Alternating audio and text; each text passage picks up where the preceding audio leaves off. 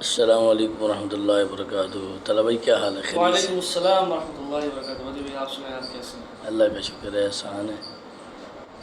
آپ سنائیں، آپ کا کاروبار کیسا چل رہا اچھا جا رہا ہے، ہے؟ سنائیں آج کل کیا صورتحال چل رہی ہے، کیا چیز نئی تازی آپ کو دیکھنے میں مل رہی ہے؟ ایک چیز جو ہے نا وہ نئی تازی دیکھنے کو مل رہی ہے، سوشل میڈیا پہ ٹرینڈنگ بھی ہے۔ جیسے محرم الحرام شروع ہوتا ہے، اس اعتبار سے سوشل میڈیا پر جو ہے نا جو سبیلے وغیرہ کی ویڈیوز ہوتی ہیں وہ ڈالی جاتی ہیں۔ اس کے بعد اس کو یوٹیوبرز وغیرہ بھی سوشل میڈیا پر پروموٹ کرتے ہیں، پروموٹ نہیں یعنی اس کو دکھاتے ہیں بطور مذہب، بطور مذہب، ایک عبادت کے طور پر عبادت کے طور پہ علم اور اس کی ویڈیوز وغیرہ بنانا، تعزیہ تابوت کی ویڈیوز بنانا، اور بڑے بڑے یوٹیوبرز اس میں انوالو ہوتے ہیں، جیسے آپ کو پتہ ہے مشہور معروف ہے رجب بھٹ، اور بھی کافی سارے ہیں اس میں۔ تو میں اس کی دینی اور شرعی حیثیت پوچھنا چاہتا ہوں کہ اسلام میں اس کی دینی اور شرعی حیثیت کیا ہے؟ جی طلبہ بھائی، دین اسلام میں تو اس کی کوئی حیثیت نہیں ہے۔ دین اسلام کی روح سے اگر آپ دیکھیں تو یہ صرف محض ایک رسم ہے جو تھوڑے ہی عرصے میں رونما ہوئی ہے۔ جیسے رجب بٹ وغیرہ ہیں، ان کی ویڈیوز میں یہ سبیل لگاتے ہیں، ماتم کرتے ہیں، مختلف روایتی جو بھی رسومات یہ لوگ کر رہے ہیں، لوگ اس سے جذباتی ہو جاتے ہیں۔ لیکن دین اسلام میں اس کا کوئی حصہ نہیں ہے۔ دیکھیے کہ پیاسے کو پانی پلانا یا سبیل لگانا بذات خود ایک بہترین صدقہ ہے، لیکن اگر اس عمل کو کسی خاص دن یا مخصوص رسم سے مشروط کر دیا جائے اور یہ سمجھا جائے کہ اس کے بغیر عبادت ادھوری ہے، اس کے بغیر ہم حضرت حسین رضی اللہ تعالیٰ عنہ کی شہادت کو ان کی حق ادا نہیں کر سکتے، اور تو دین میں اس کی کوئی اصل نہیں۔ اسلام اصل سنت کی اہمیت سکھاتا ہے۔ اسلام نے ہمیں حضور صلی اللہ علیہ وسلم کے طریقے پر چلنا سکھایا ہے۔ اور دوسری طرف ماتم کرنا، گریبان چاک کرنا یا جسم کو نقصان پہنچانا، اگر ہم قرآن و حدیث کا مطالعہ کریں تو رسول اللہ صلی اللہ علیہ وسلم کا واضح فرمان ہے کہ وہ شخص ہم میں سے نہیں جو مصیبت کے وقت رخسار پیٹے، گریبان چاک کرے اور جاہلیت کی پکارے۔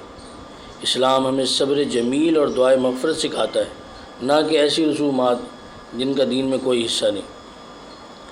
کسی بھی مشہور شخصیت یا یوٹیوبرز کو دیکھ کر دین نہیں سیکھنا چاہیے، بلکہ دین کو قرآن اور سنت رسول سے سمجھنا چاہیے۔ اور محبت اہل بیت کا اصل طریقہ کیا ہے؟ اصل میں تو محبت اہل بیت کے لیے سارا کچھ ہو رہا ہے۔ تو محبت اہل بیت کا یہ طریقہ نہیں ہے کہ آپ اپنی طرف سے رسومات قائم کر لیں۔ کیا اہل بیت نے اس چیز کا حکم دیا؟ کیا اہل بیت حضور صلی اللہ علیہ وسلم کے طریقے سے ہٹے ہوئے تھے؟ اہل بیت ہی تو اصل میں حضور صلی اللہ علیہ وسلم نے کیا فرمایا؟ ترکت فیکم امرین کتاب اللہ و عطرتی، میں تمہیں دو چیزیں چھوڑ کے جا رہا ہوں، ایک اللہ کی کتاب اور ایک اپنی اولاد، یعنی اہل بیت۔ تو اہل بیت تو سراسر ہمارے لیے رہنمائی۔ اصل میں اہل بیت کی محبت کا اظہار کرنا، جیسے کہتے ہیں نا کہ محبت اظہار مانگتا ہے۔ محبت کا اظہار یہ ہے کہ محبوب کے راستے پہ چلا جائے، محبوب جیسا بنا جائے۔ اصل محبت یہ ہے۔ جو لوگ حضرت حسین کو ماننے والے ہیں ان سے کوئی پوچھے کہ حضرت حسین کی یہی وضاقت جی تمہاری ہے، ان کا لباس یہی تھا جو تمہارا ہے، ان کے چہرے پر داڑھی تھی یا نہیں تھی؟ ہاں، ویسے بھی سارا دن پھر جو ہے نا سبیلے لگاتے ہیں، ظہر اور عصر کی جیسے نمازیں ہوتی ہیں، یہ لوگ کہتے ہیں کہ ہم ناپاک ہیں، ہمارے کپڑے ناپاک ہیں۔ ہاں، ناپاک ہے، نماز بھی نہیں پڑھتے۔ حضرت حسین رضی اللہ عنہ کربلا میں آپ نے تو نیزے کی نوک پر اپنی جان کا نذرانہ پیش کیا، لیکن نماز شمر کے بارے میں ہے نا کہ آپ نے حضرت حسین نے شمر سے کہا کہ ہمیں نماز پڑھنے دو، تو اس نے کہا نہیں، جنگ نہیں رکے گی۔ تو آپ نے فرمایا کہ میں جان تو دے سکتا ہوں لیکن نماز نہیں چھوڑتا، اور اب کہاں ہے نماز؟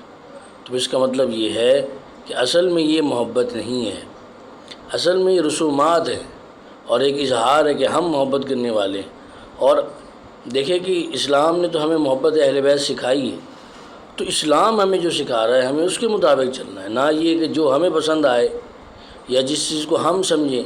جیسے اور کتنے مواقع ہیں جس پہ دینی اعتبار سے ہم ایک حلقہ بنا کر یا ایک گیدرنگ اکٹھی کر کے ہم سمجھتے ہیں کہ ہماری طرف سے یہ مکمل اظہار ہو گیا ہے، تو اصل میں یہ غلط ہے۔